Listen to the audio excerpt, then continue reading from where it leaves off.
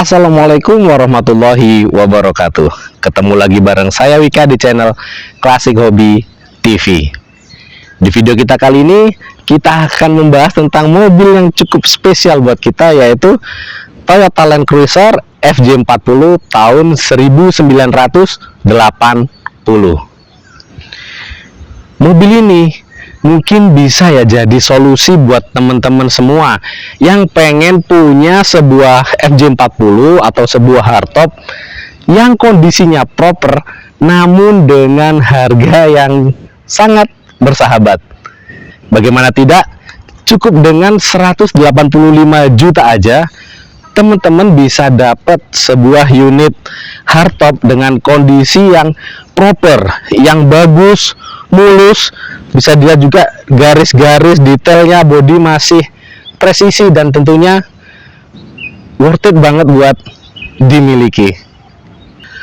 Kalau teman-teman pengen berinvestasi di sebuah FJ40, itu ada beberapa periode ya yang memang dia punya nilai value yang lebih untuk disimpan. Yaitu yang pertama ada di yang dia masih bermesin 1F ya, atau tahun 73 ke bawah. Kemudian yang oke juga untuk dipelihara yaitu tahun 80 ke atas, yang mana dia sudah punya grill berbentuk kotak seperti ini, serta tangki bahan bakar sudah bukan lagi di bawah jok melainkan di bawah kolongnya. Dan di medsos kita ini cukup banyak ya orang yang masih awam terhadap hardtop ini, yaitu masih banyak komentar seperti, "Bang, hardtopnya bensin apa diesel?" Nah, di sini kita mau luruskan ya. Karena mobil ini memiliki kode yaitu FJ40, yang mana kode F pada awal huruf tersebut merupakan kode dari mesin bensinnya. Jadi bisa dipastikan kalau yang namanya FJ40 itu mesinnya bensin.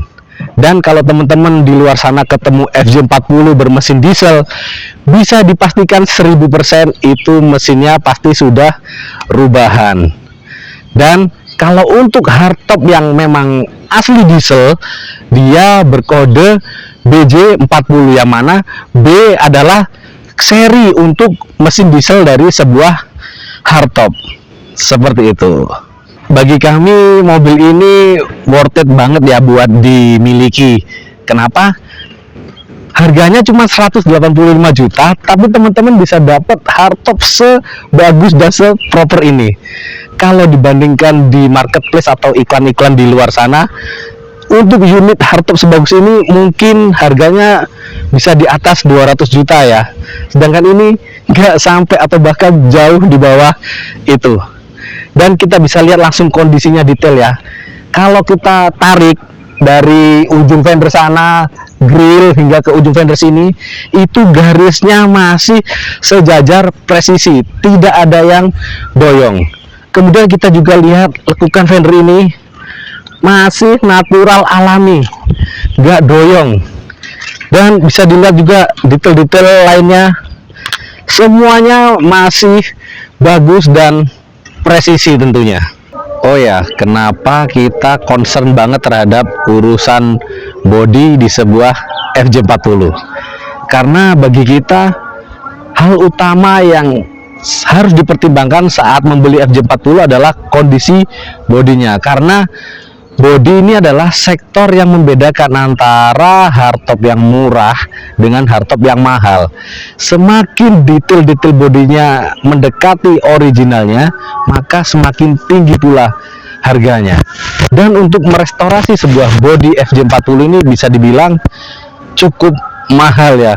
Bahkan di bengkel-bengkel profesional untuk restorasi harganya bisa mencapai seperti LCGC baru.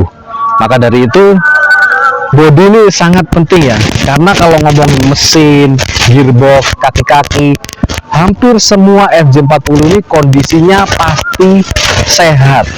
Dan seumpama ada kerusakan pun, untuk part-part tersebut biayanya bisa dibilang nggak mahal ya, dan standar-standar aja gitu. Beda dengan urusan body. Dan untuk mobil ini sendiri kita bisa lihat lekukan-lekukannya semuanya masih natural, baik yang di spakbor depan maupun di belakang. Dan kita juga bisa lihat tutup pintunya ya, masih renyah dan enak banget.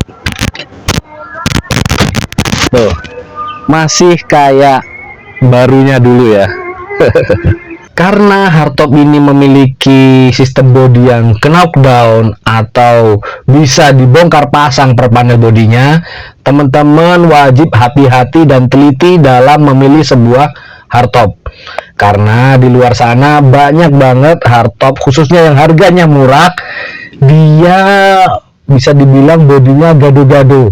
Misal grillnya pakai produksi tahun berapa, body shellnya tahun berapa, kemudian pintu pakai model yang tahun berapa, itu semuanya ada beda-beda sendiri. Dan kalau di Classic Hobby semua dijamin period korek, karena kita cukup anti ya dengan yang gado-gado seperti itu. Untuk kaki-kakinya sendiri, mobil ini menggunakan velg dari NK ya, ring 15, dan ini original Jepang loh.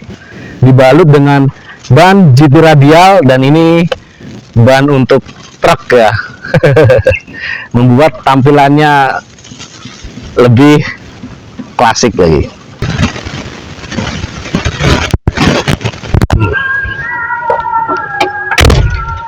Oke, sekarang kita bahas tentang kondisi interior dari mobil ini.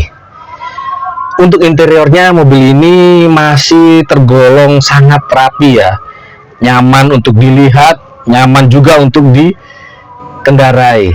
Ditambah lagi untuk kursinya yang bagian depan sudah menggunakan model captain seat ya, sehingga kita bisa lebih fleksibel untuk mengatur settingan posisi duduk, yang mana hal tersebut sangat berpengaruh terhadap ketahanan tubuh kita saat menggunakan mobil ini untuk perjalanan jauh.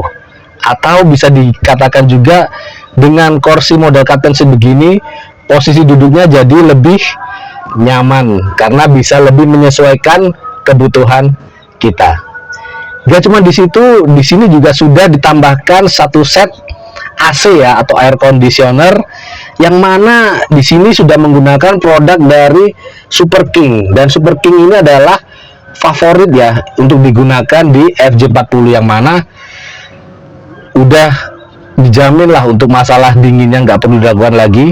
Dan Super King ini merupakan salah satu produk yang bisa dibilang high end-nya ya untuk AC di sebuah Toyota FJ40. Gak cuma berhenti sampai di situ, di sini juga sudah ditambahkan head unit serta audio system di belakang, sehingga dalam berkendara kita bisa lebih terhibur dan tentunya bakal bikin perjalanan kita lebih menyenangkan. Oh ya, ngomongin soal hardtop tahun muda ya, ini memang lebih worth it untuk dimiliki, lebih punya value. Kenapa? Karena tahun 79 ke bawah, posisi tangki bahan bakar itu ada persis di bawah jok supir, yang mana kalau kita saat isi bensin itu sering bau bensinnya mengganggu sekali di dalam kabin ya.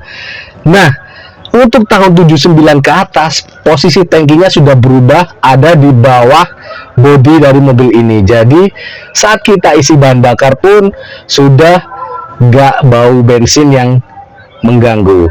Gak cuma di situ, posisi handrem juga sudah ada di sebelah ini ya, kayak mobil pada umumnya. Beda dengan hardtop tahun 79 ke bawah yang masih model tarikan di sini. Makanya kenapa hardtop muda ini lebih worth it untuk dimiliki.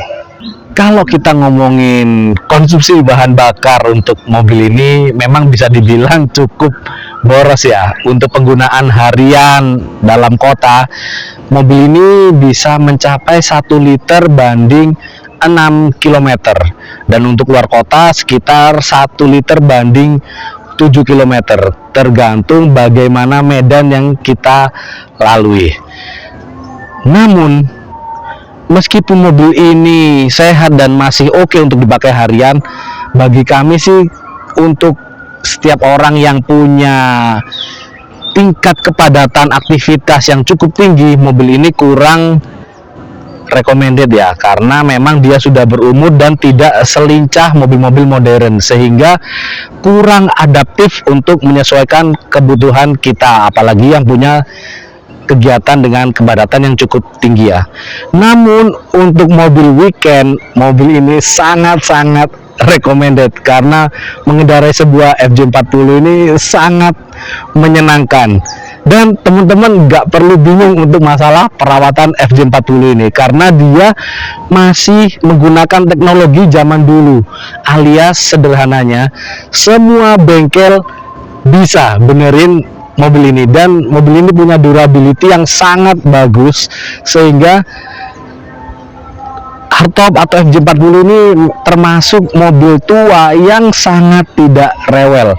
Contohnya mobil ini, meskipun sudah sebulan gak kita sentuh sama sekali, gak kita panasin, saat kita butuh mobil ini sudah pasti langsung jreng, gak pakai gimana kayak mobil-mobil tua lainnya.